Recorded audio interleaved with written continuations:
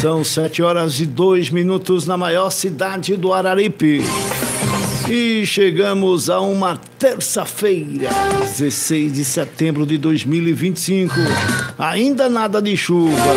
Hoje é comemorado o Dia Internacional para a Preservação da Camada de Ozônio.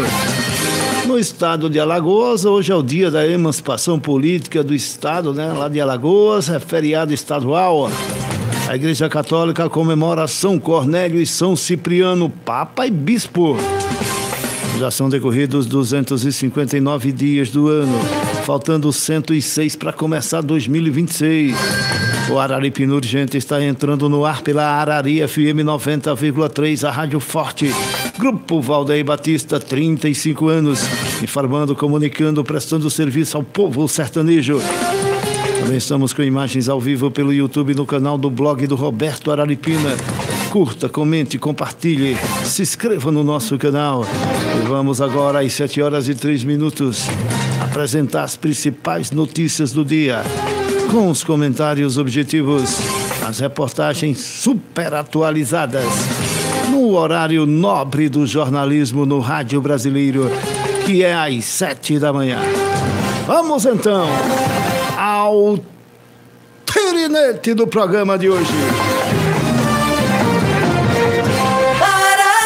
Araripina Urgente, você sabendo de tudo, com Roberto Gonçalves. E Lula pede para o paraibano Hugo Mota, presidente da Câmara, que está com o pai dele aí, lá em Patos, na Paraíba. Prende, mas não prende. A Polícia Federal no calcanhar lá do pai de Hugo Mota. Lula pediu a ele para não pautar a anistia na Câmara. O Palácio do Planalto quer destravar projetos populistas que, né, todo mundo sabe que é para ajudar o presidente a se reeleger no ano que vem. A reportagem completa para você entender tudo direitinho é da CNN Brasil. É uma rede de TV internacional, né? Progressista, esquerdista. A reunião de líderes do Congresso nesta terça-feira tem como principal pauta da oposição o projeto de lei da anistia. A pressão do PL é para que a votação da urgência e do conteúdo da matéria aconteçam nesta semana. O PSD, de Gilberto Kassab, não fechou apoio ao projeto, liberando a bancada numa eventual análise no plenário. Ciente da pressão para que o presidente da Câmara, Hugo Mota, paute a matéria nesses próximos dias, o presidente Lula se reuniu com o paraibano para reforçar posição contrária ao projeto e cobrar espaço na agenda da Câmara para as prioridades do Planalto. Hugo Mota disse que pretende priorizar projetos que impactam a população diretamente.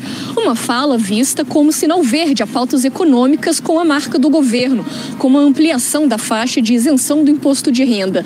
A favor do Planalto está o fato de que o Centrão também resiste a uma anistia que beneficie Jair Bolsonaro. A proposta enfrenta dificuldades no Congresso, ainda mais depois do resultado do julgamento no Supremo Tribunal Federal do ex-presidente, condenado a 27 anos de prisão. Uma versão mais branda, que exclua os líderes da tentativa de golpe e apenas diminua as penas dos participantes do 8 de janeiro, teria mais chances de ser aprovada. Uma ala do Supremo Tribunal Federal já sinalizou permitir esta versão.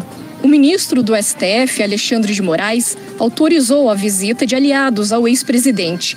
Entre eles, Valdemar Costa Neto, presidente do PL, deputado Rodrigo Valadares, que foi relator do projeto da anistia na CCJ da Câmara, e o governador de São Paulo, Tarcísio de Freitas, que nesta segunda cancelou a viagem que faria a Brasília para intensificar as articulações políticas em favor do perdão a Bolsonaro. O ministro do Supremo, Gilmar Mendes, diz que confia nos presidentes da Câmara e do Senado para que a proposta de anistia não avance.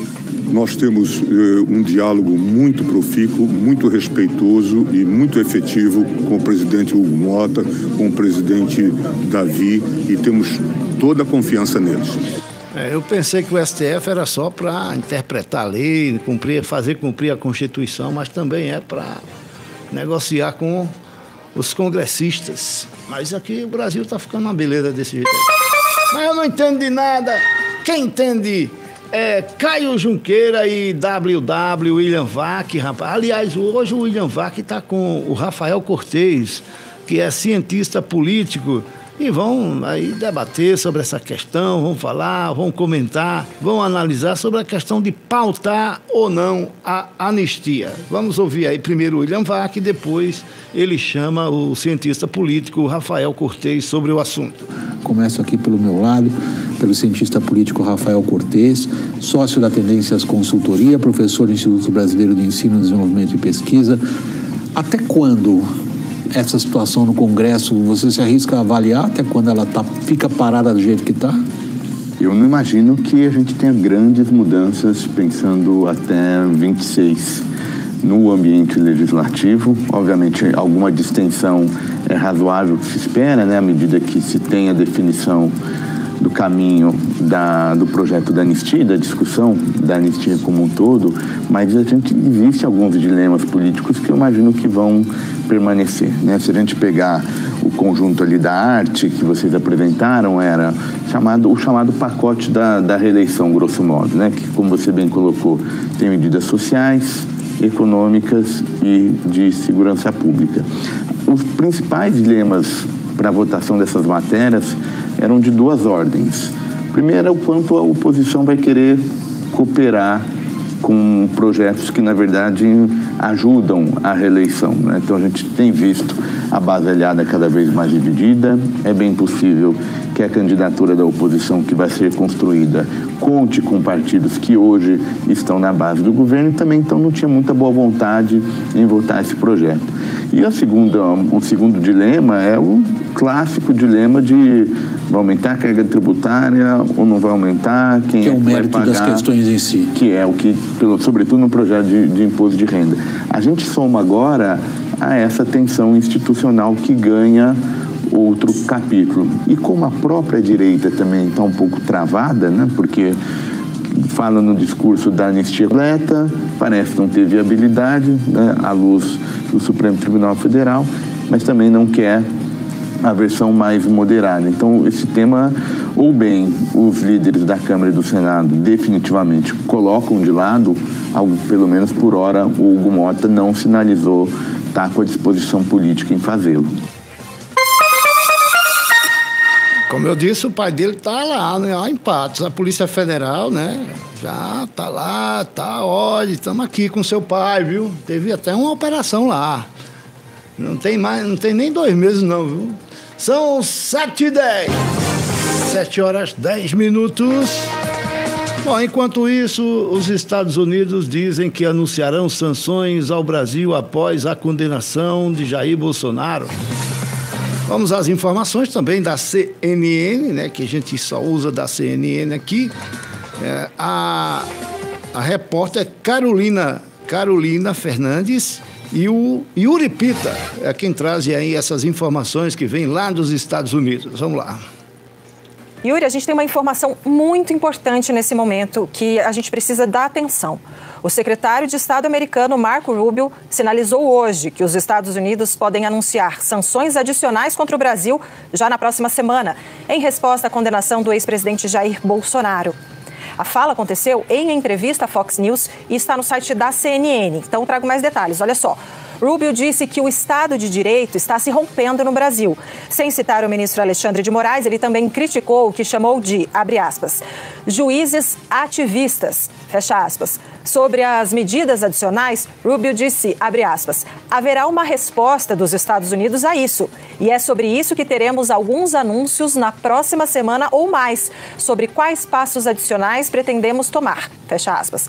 O diplomata americano concluiu dizendo que o julgamento de Bolsonaro é apenas mais um capítulo de uma crescente campanha que ele define como sendo de opressão judicial. Então, Yuri, preocupante, viu? Porque, de fato, as apurações que a gente já vinha trazendo em off, né, que a gente apurou ali junto à Casa Branca, ao Departamento de Estado, elas se confirmam nessa fala agora on the records, né? Ou seja, ele mesmo dizendo que sim, deve haver mais sanções contra o Brasil e já na próxima semana ou um pouco mais. Então a gente não sabe, já trouxemos algumas coisas aqui sobre extensão da Magnitsky para familiares de ministros do Supremo, a gente falou sobre cancelamento, mais uma onda de cancelamento de vistos e também a gente não sabe se virá também na questão comercial, na questão de mais tarifas em relação aos produtos brasileiros. Essa ainda é uma dúvida. Exato, né? Em meio a todos os esforços que têm ocorrido nas questões econômicas das tarifas, dos esforços sem necessariamente obterem resultados concretos diante dessas dificuldades políticas, mas agora, né, a primeira declaração,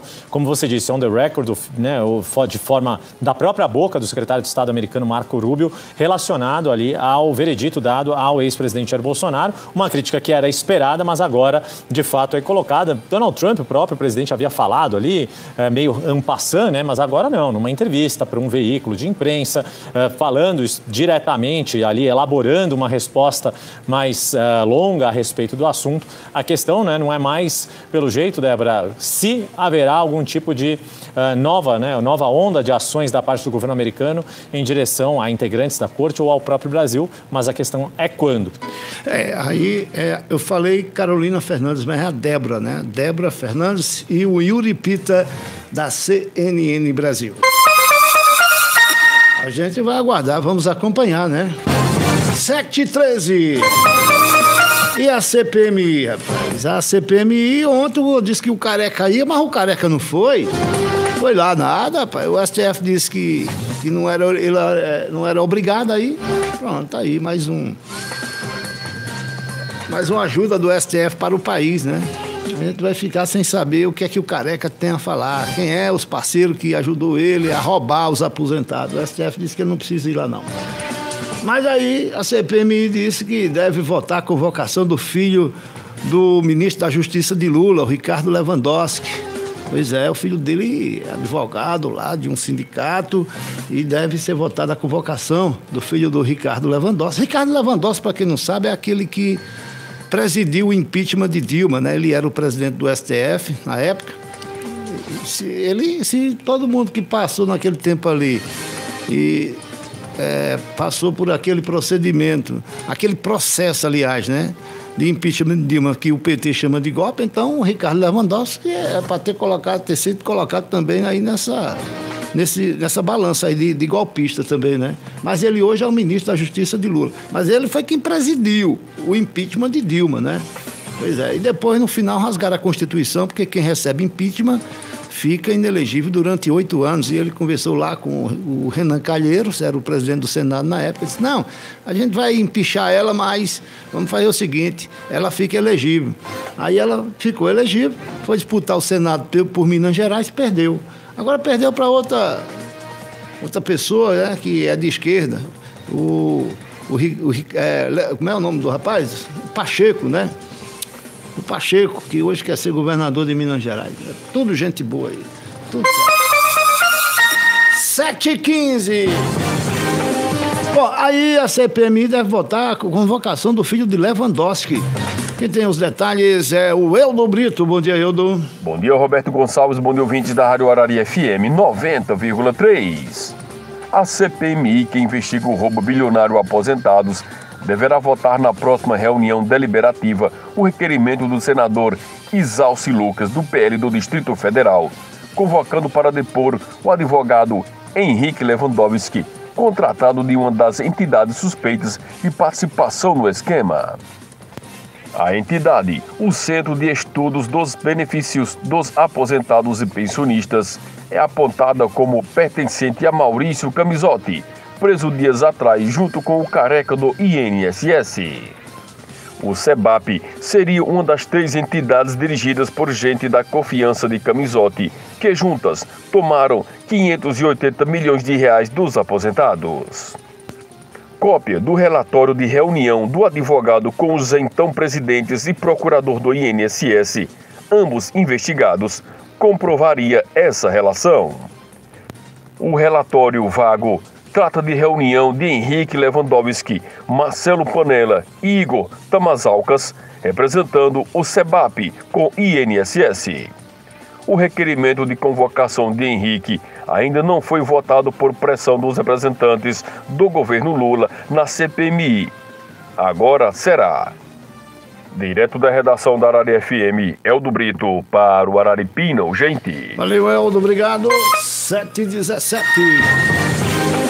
E pelo terceiro mês seguido de tombo, prévia do PIB brasileiro, que foi aí ontem anunciado pelo Banco Central, tem retração de 0,5% em julho. É o terceiro mês seguido de queda aí no PIB brasileiro. Quem tem as informações é Robson Moreno. No meu tempo isso aí já era recessão, né? Mas o negócio agora está diferente. Robson, bom dia. Olá, bom dia, Roberto, bom dia a todos. O Índice de Atividade Econômica, IBC-BR, divulgado pelo Banco Central do Brasil, BC, na última segunda, dia 15, mostrou retração de 0,5% em julho, na comparação com o mês anterior. O cálculo é feito após ajuste sazonal, ou seja, uma forma de comparar períodos diferentes. Esse foi o terceiro mês seguido de queda do indicador. A última alta mensal do índice foi em abril, de 0,4%. Também houve piora na comparação com junho, quando o indicador teve queda menor frente ao mês anterior, de 0,2%. Na comparação com julho do ano passado, a chamada prévia do PIB do BC teve alta de 1,1%, sem ajuste sazonal. O PIB é a soma de todos os bens e serviços produzidos no país e serve assim para medir a evolução da economia. O resultado oficial, medido pelo Instituto Brasileiro de Geografia e Estatística, IBGE, tem uma metodologia diferente. Se o PIB, por exemplo, cresce, significa que a economia vai bem e produz mais. Se o PIB cai, quer dizer então que a economia está encolhendo, ou seja, o consumo e o investimento total é menor. E trabalhamos em nome de Prime Ópticas. Lembramos que nessa próxima quinta-feira tem atendimento oftalmológico na Prime. Não esquece, estamos na rua José Barreto Souza Sombra, no centro de Araripina. Prime Ópticas, o melhor com o menor preço está sempre aqui. Valeu, Robson! O Robin, do Top 10 Show da Tarde da Arari, líder em audiência, são 7